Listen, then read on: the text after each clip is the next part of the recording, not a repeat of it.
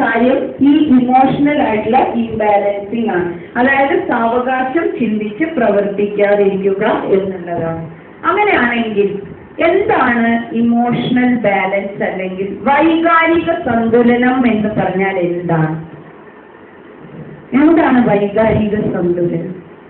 ഒരു നിർവചനം പറയുന്നത് എങ്ങനെയാണ് നമുക്ക് അതിനെ ഒരു പരിഭാഷയിൽ ഒതുക്കാൻ സാധിക്കും? ഇമോഷണൽ ബാലൻസിങ് അല്ലെങ്കിൽ വൈകാരിക സന്തുലനം എന്ന് പറഞ്ഞാൽ എന്താണ്?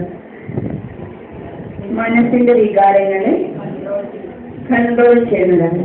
ചില ആളുകളൊക്കെ നിങ്ങൾ ശ്രദ്ധിച്ചിട്ടുണ്ടാവും, ടിവിയൊക്കെ കണ്ടുകൊണ്ടിരിക്കുന്ന സമയത്ത് ചില ആളുകൾ സിനിമയൊക്കെ കണ്ടുകൊണ്ടിരിക്കുമ്പോൾ മമ്മൂട്ടിയൊക്കെ കരയിന് കണ്ട കൂടിയിരുന്ന് കരയും, ചിരിക്കിന് കണ്ട കൂടിയിരുന്ന് ചിരിക്കും.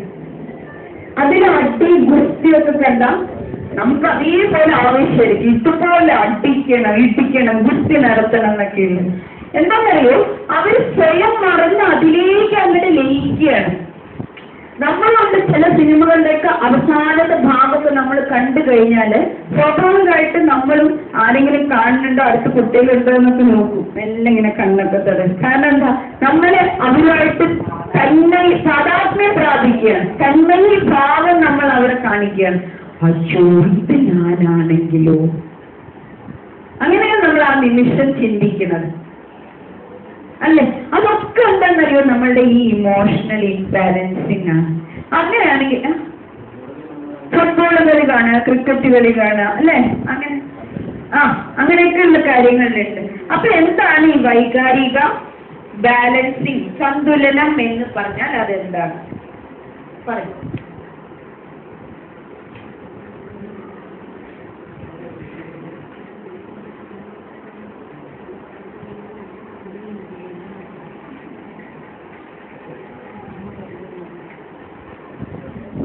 എന്താണ് വികാരം? വികാരം എന്താണ്?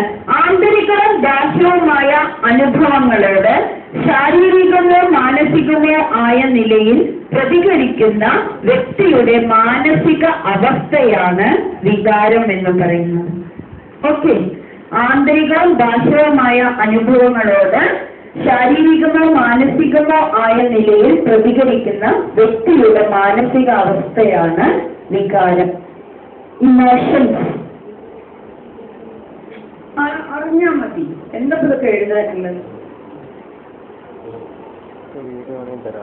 ഇതാണ് വികാരം. ഓക്കെ, ശരി, നോക്കൂ. ഇനി നമുക്ക് രണ്ട് തരത്തിലുള്ള മനസ്സാണുള്ളത്. ഒന്ന് വൈകാരിക മനസ്സ്, രണ്ട് യുക്തിസഹജമായ മനസ്സ്. ലോജിക്കായിട്ട് തിങ്ക് ചെയ്യുക, ഇമോഷണലായിട്ട് തിങ്ക് ചെയ്യുക, രണ്ടും നമ്മുടെ തലച്ചോറിൽ ഇങ്ങനെ പ്രവർത്തിച്ചുകൊണ്ടേയിരിക്കും. ഏത് ഫീലിംഗ് ആണ് ഏറ്റവും കൂടുതൽ വരുന്നത് ആ റിയാക്ഷനാണ് നമ്മൾ കാണിക്കുക. വൈകാരിക തലമാണ് കൂടുതൽ പ്രവർത്തിക്കുന്നതെങ്കിൽ അത്തരത്തിലുള്ള റിയാക്ഷനാണ് നമ്മൾ കാണിക്കുക. അല്ല, കുറച്ച് ലോജിക്കായിട്ടാണ് നമ്മൾ ചിന്തിക്കണമെങ്കിൽ അത്തരത്തിലുള്ള റിയാക്ഷനാണ് കാണിക്കുക. ഫോർ എക്സാമ്പിൾ ഞാൻ പറയാട്ടോ, നമ്മുടെ വീട്ടിലൊരു പാമ്പ് വന്നു, ശരി, പാമ്പ് വന്നു. ഭർത്താവോ വീട്ടിൽ മുതിർന്ന ആൾക്കാരോ ആണുങ്ങൾ ആരെങ്കിലും ഉണ്ടല്ലോ, നമ്മളെ വൈകാരിക തലമാണ് പ്രവർത്തിക്കുക. അയ്യോ പേടിയാവണോ, എന്താ ചെയ്യാ, വാതിലടയ്ക്ക്, ചൂലെടുക്കുക, അത് ഇത് ചെയ്യാനൊക്കെ നമ്മൾ നിലവിളിക്കും. എനിക്ക് പാമ്പിനെ ഭയങ്കര പേടിയ, കുട്ടിക്കാലം മുതലേ ഞാൻ അങ്ങനെയാണ് എന്നൊക്കെ നമ്മൾ പറയും. മക്കളുടെ അടുത്ത് മാറി നിൽക്കടാ, നീ പോണ്ട, അങ്ങനെ ഇങ്ങനെ എന്നൊക്കെ പറഞ്ഞ് നമ്മൾ ബന്ധം വയ്ക്കും. ഇനി വീട്ടിൽ ആരുമില്ല, ഞാൻ ഒറ്റയ്ക്ക്, പാമ്പ് ഇങ്ങനെ വന്ന് നിൽക്കുക. അവിടെ തന്നെ ഞാൻ അലറി വിളിച്ചിട്ടോ ലോള കൂടിയിട്ടോ മറ്റുള്ളവരെ മാറ്റി നിർത്തിയിട്ടോ ഒരു കാര്യമില്ല. ഞാൻ ലോജിക്കായിട്ട് ആലോചിക്കും, എനിക്ക് ഇവിടുന്ന് രക്ഷപ്പെടാൻ എന്താ ചെയ്യേണ്ടത്. രണ്ട് മനസ്സും നമ്മുടെ പ്രവർത്തിക്കുന്ന അത്യത്തായി ഏതാണ് കൂടുതലായിട്ട് നമ്മളിൽ വരുന്നത് അതാണ് നമ്മളുടെ ആക്ഷനായിട്ട് പുറത്തേക്ക് വരും. അല്ലേന്ന് ആലോചിക്കും, അങ്ങനെ അല്ലേന്ന് ആലോചിക്കും. ബ്ലഡ് കണ്ട തലച്ചിട്ട്, അതുകൊണ്ട് നമ്മുടെ സ്കൂളിൽ കുട്ടികൾ തലചുറ്റി വീണാലോ അല്ലെങ്കിൽ കൈ മുറിഞ്ഞാലൊക്കെ വന്നാൽ അയ്യോ എനിക്ക് പേടിയാണ്, വേറെ ആരെങ്കിലും നോക്കിക്കോട്ടെ, എനിക്ക് ബ്ലഡിന്റെ മണം കേട്ട ഛർദിയാണ്, ഞാൻ ഇതുവരെ ഹോസ്പിറ്റലിൽ പോയിട്ടില്ല, ഞാൻ ആ പരിസരത്തേ പോവാറില്ല, അങ്ങനെ ഇങ്ങനെയെന്നൊക്കെ പറയുന്ന ടീച്ചേഴ്സിനെ നമുക്ക് കാണാം. ആരുമില്ലാത്തൊരു സമയത്ത് സ്വന്തം കുട്ടിയുടെ കൈ ഒന്ന് മുറിഞ്ഞാലുണ്ടല്ലോ, ഈ ടീച്ചർ ബാൻഡേജും പ്ലാസ്റ്ററും എല്ലാം എടുക്കുകയും ഹോസ്പിറ്റലിൽ എത്തിക്കുകയും വേണ്ട കാര്യങ്ങളൊക്കെ ചെയ്യും. അപ്പൊ എന്റെ ടീച്ചറുടെ തല ചുറ്റാത്ത്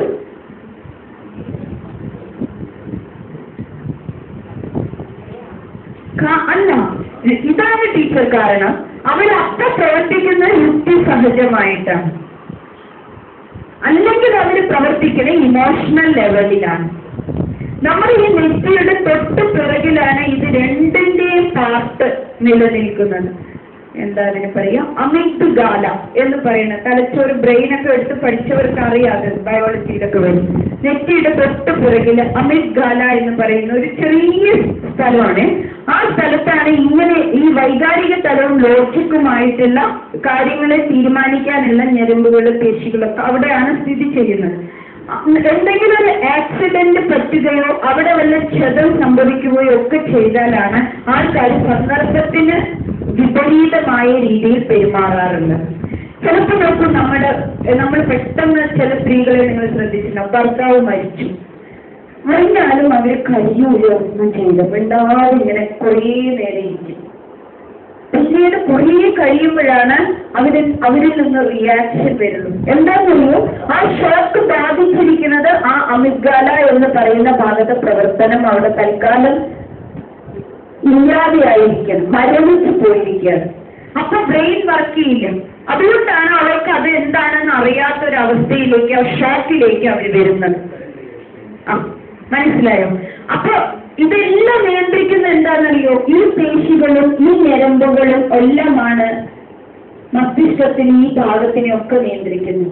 അപ്പൊ ആരിലാണോ ഇമോഷണൽ ലെവൽ കൂടുതലായിട്ട് വരുന്നത്, നമ്മൾ തന്നെ 2 കുട്ടികളുണ്ടെങ്കിൽ 2 രീതിയിലുള്ള പെരുമാറ്റമായിരിക്കും. ചിലര് നല്ല സ്റ്റഡീഡായിട്ട് പെരുമാറുന്ന മക്കൾ നമുക്കുണ്ടാവും. ചിലര് എന്തും ഏത് കേട്ട് കഴിഞ്ഞാല് വളരെയധികം